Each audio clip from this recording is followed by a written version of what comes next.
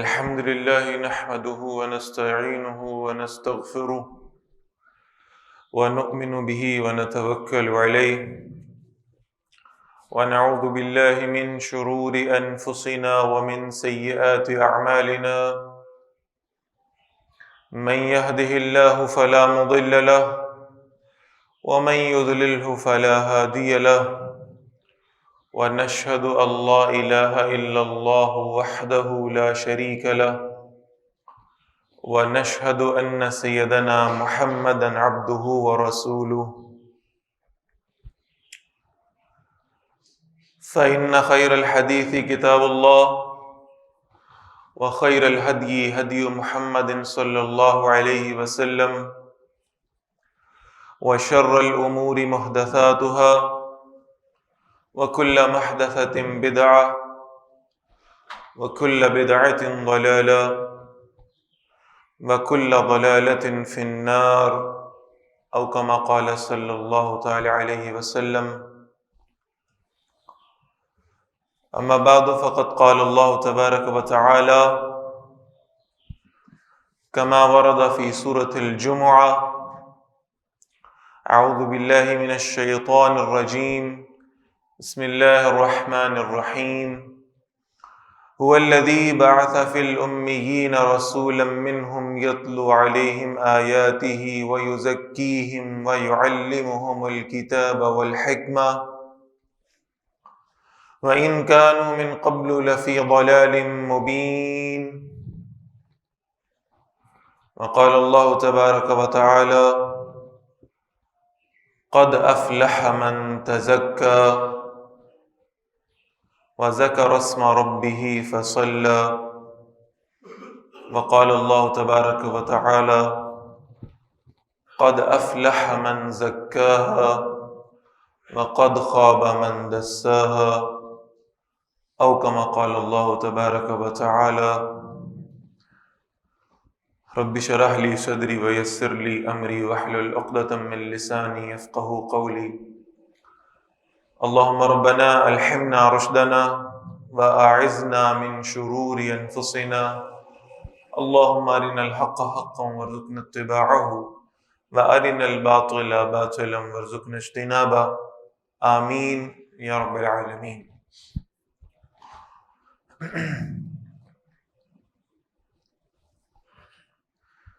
حضرات محترم، انسان مجموعہ ہے مادے اور روح کا، جس میں انسانی مادے سے بنا ہوا ہے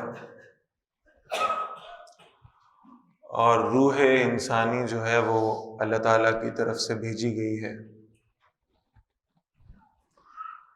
اس بحث میں مبتلا ہوئے بغیر کہ روح کیا ہے اور کن اجزاء سے بنی ہے، کہاں سے آتی ہے اور کہاں چلی جاتی ہے،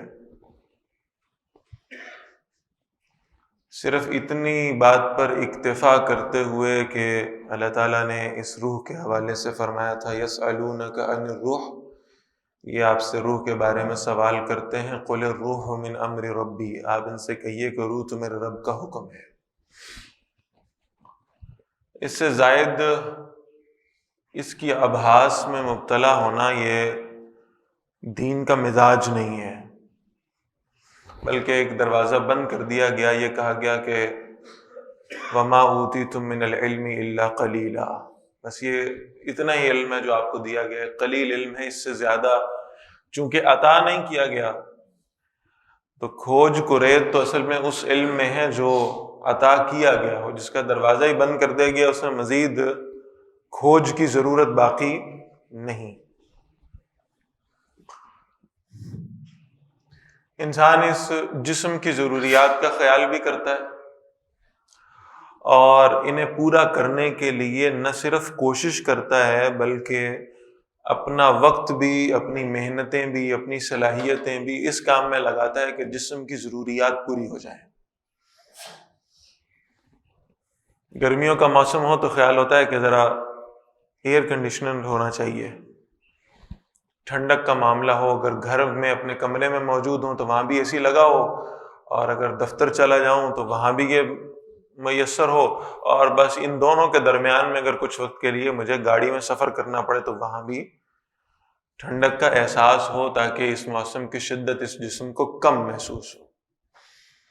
اسی طرح سردیاں آ رہی ہیں تو ہیٹر کا بندوبست کرنے کا جی چاہتا ہے، کھانا بہترین ہو، لباس بہترین ہو، گاڑی بہترین ہو، گھر بہترین ہو۔ یہ سب ناجائز چیزیں نہیں ہیں۔ قرآن مجید نے ان محبتوں کا ذکر کیا سورہ آل عمران میں۔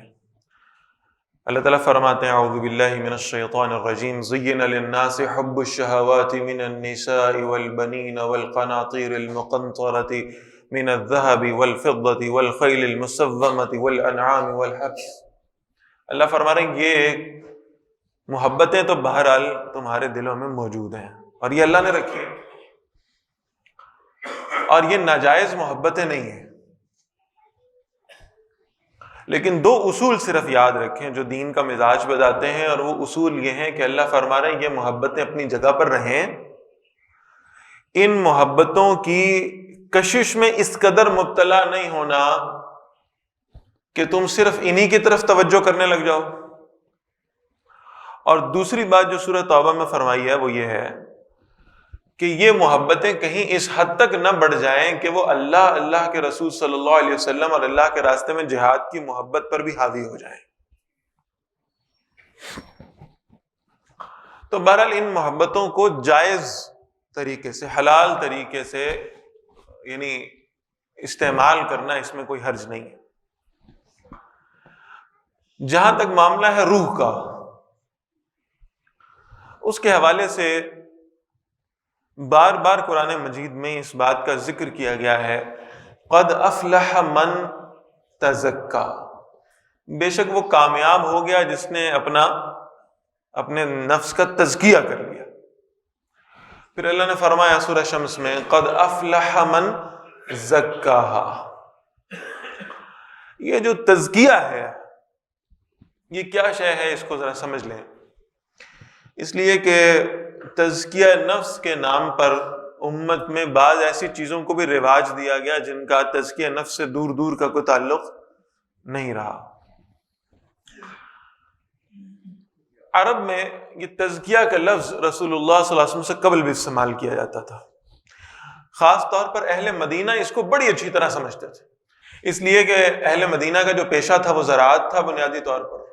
مکہ والے تو تاجر تھے، اور یہ جو زراعت پیشہ مدینہ کے لوگ تھے ان کے ہاں یہ بات معروف تھی کہ ہم کوئی پودا لگاتے ہیں، کوئی درخت لگاتے ہیں، کوئی فصل بوتے ہیں، تو اس کے ارد گرد کچھ ایسی گھاس پھوس اگ جاتی ہے جو کہ ہے تو غیر ضروری، خود بخود اگ جاتی، ہم نہیں چاہتے کہ وہ اگے، لیکن بہرحال۔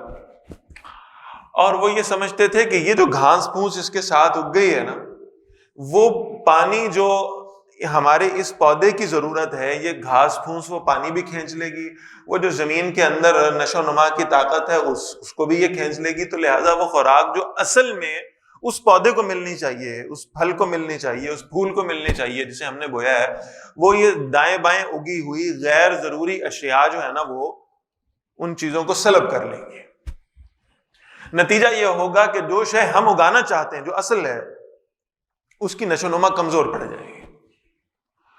تو وہ یہ کرتے تھے کہ اپنے پودوں کے قریب سے یا جو فصلیں لگاتے تھے اس کے قریب سے یہ غیر ضروری جو گھاس پھوس تھی اس کو باقاعدہ طور پر صاف کرنے کا بندوبست کیا کرتے تھے، اور اس عمل کو وہ کہتے تھے تزکیہ کرنا۔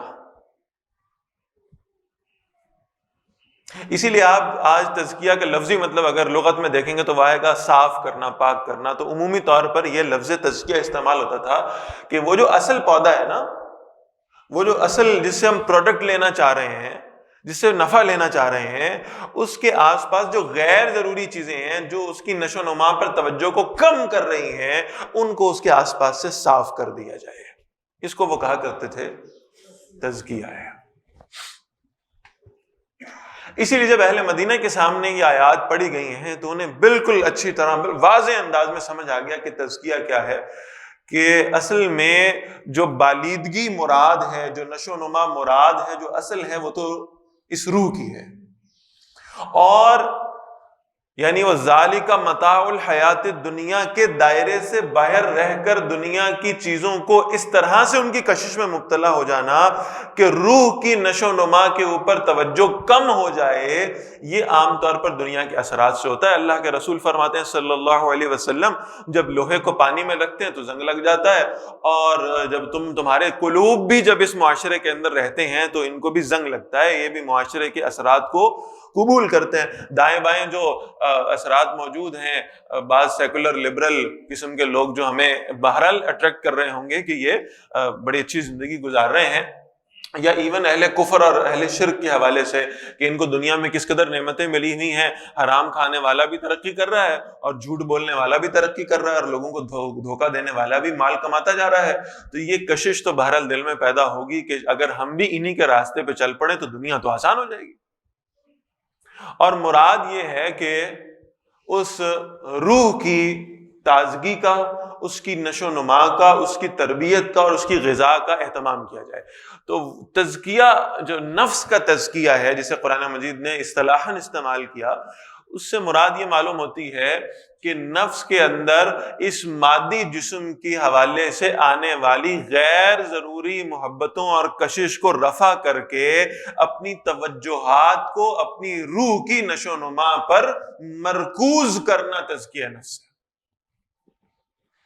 بلکہ ایک عجیب بات حافظ ابن قیم رحمۃ اللہ تعالی علیہ نے لکھی ہے، وہ کہتے ہیں کہ یہ تزکیہ نفس اتنا اہم ہے کہ اگر عبادت بھی تزکیہ نفس کے بغیر ہو تو وہ شرک کی صورت اختیار کر لیتی ہے.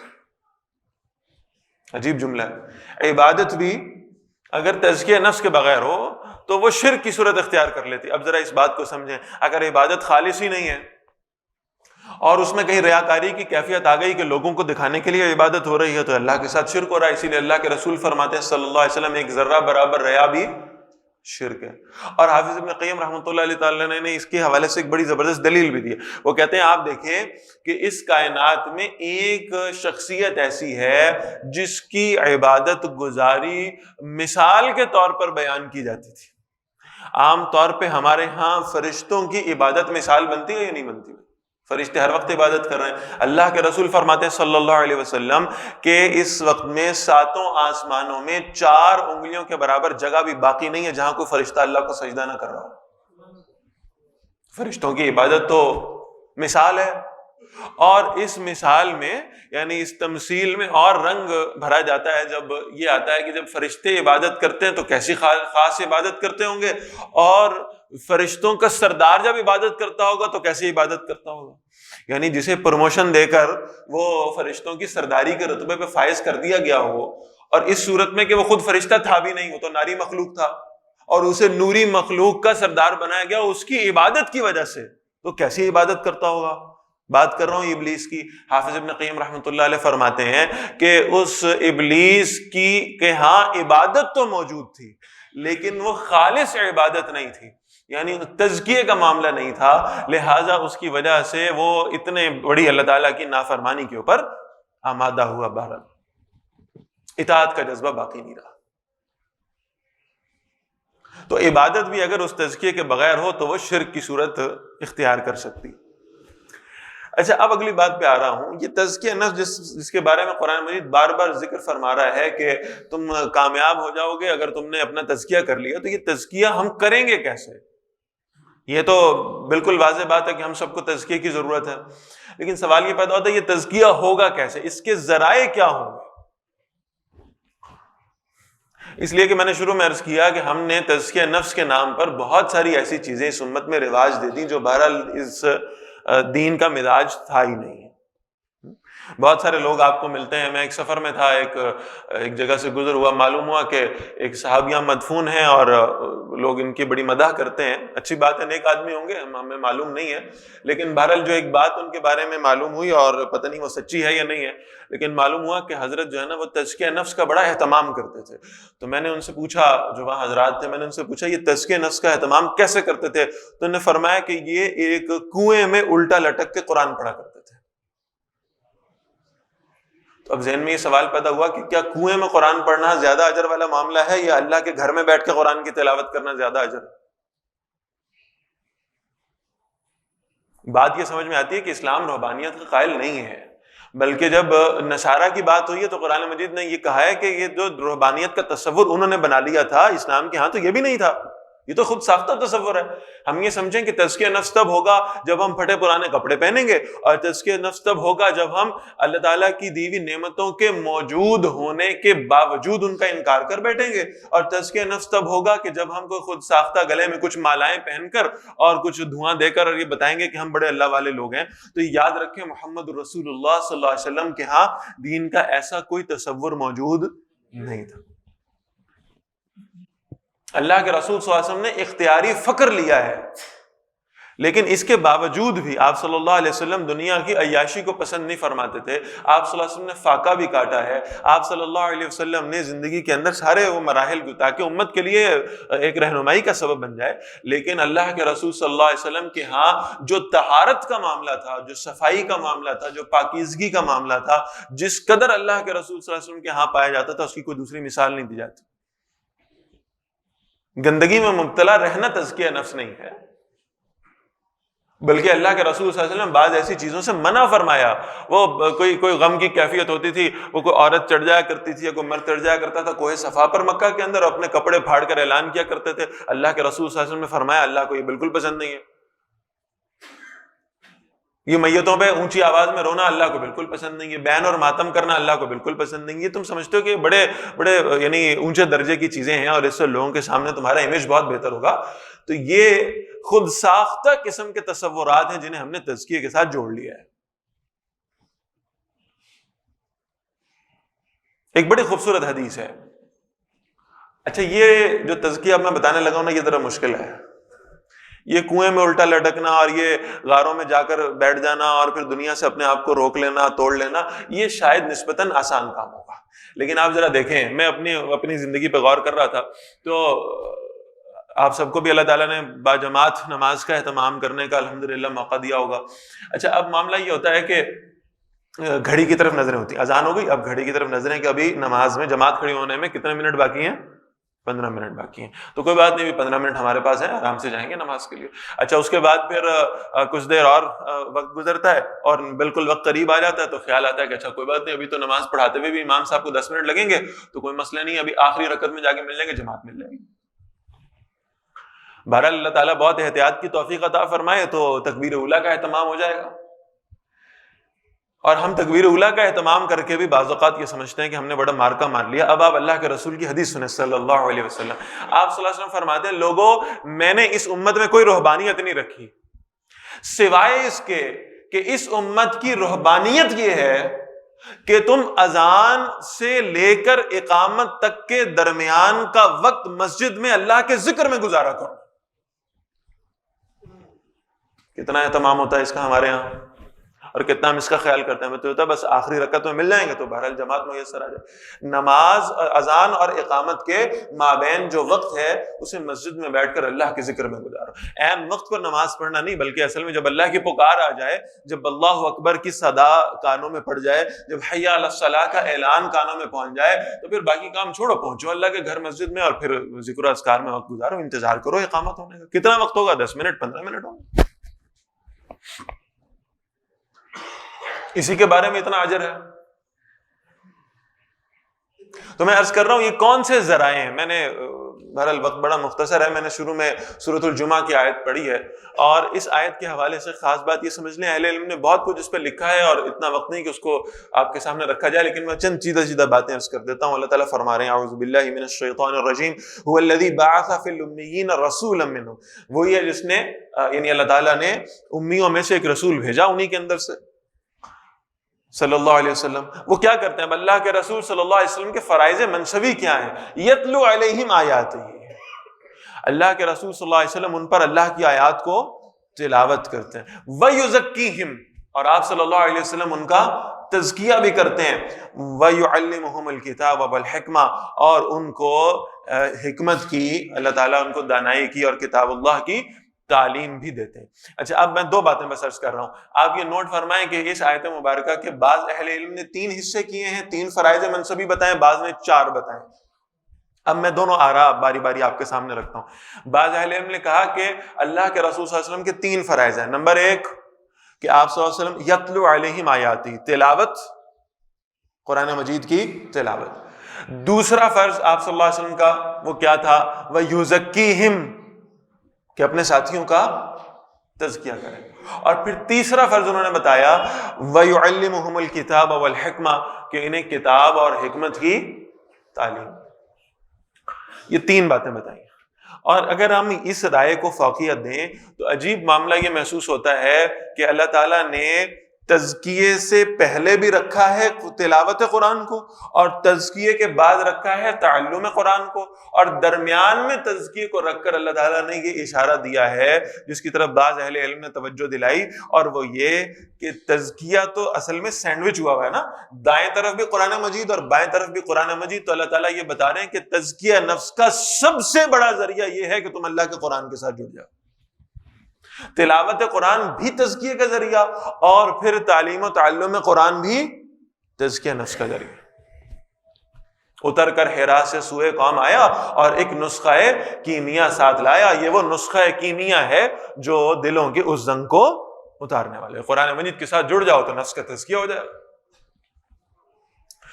دوسری رائے جو میں عرض کر رہا تھا کہ بعض اہل علم نے یہ لکھا ہے کہ 4 فرائض منصبی ہیں، یتلو علیہم آیاتہ نمبر 1، وَيُزَكِّيهِمْ نمبر 2، وَيُعَلِّمُهُمُ الْكِتَابَ، اللہ کی کتاب کی۔ اور الکتاب کے حوالے سے مفسرین کا کہنا ہے کہ الکتاب کا لفظ جہاں آتا ہے تو اس میں صرف کتاب اللہ مراد نہیں بلکہ اس میں خاص ہے، اس میں تخصیص ہے۔ شاہ ولی اللہ رحمۃ اللہ علیہ نے اس کی طرف توجہ دلائی کہ الکتاب میں تخصیص ہے اللہ کی شریعت کے احکامات، والحکمہ، اور حکمت کی تعلیم بھی دیتے ہیں۔ پھر یہاں نوٹ فرما لیں، یعنی انبیاء علیہ السلام کے اوپر قرآن مجید جو ان کی آسمانی کتابیں اتری ہیں وہ ریٹن فارم میں اتری ہیں، تحریری طور پر اتری۔ اللہ تعالیٰ نے اگر چاہتے اللہ تعالیٰ تو قرآن مجید کو بھی ایک مصحف کی شکل میں رسول اللہ صلی اللہ علیہ وسلم کو دے دیتے۔